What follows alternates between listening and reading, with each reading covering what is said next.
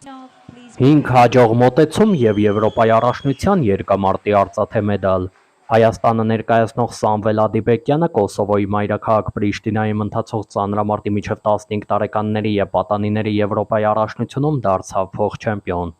Մինչև 15 տարեկանների 60 կգ քաշային տղաների մրցապայքարում Ադիբեկյանը երկրորդն է։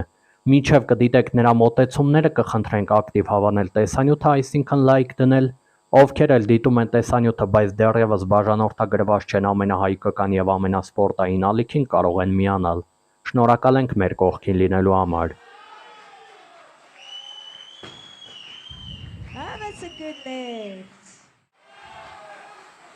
Սամվել Ադիբեկյանը երկամարտում գրանցեց 218 կգ արդյունք։ Պոկում վարժությունում 100 կգ արդյունքով ոսկե մեդալակիրն է։ Հրում վարժությունում 118 կգ արդյունքով արծաթե մեդալ է նվաճել։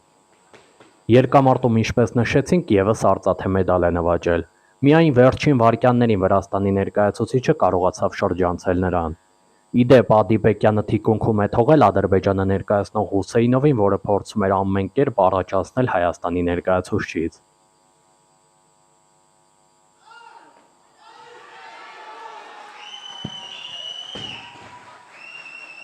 That's a good leg.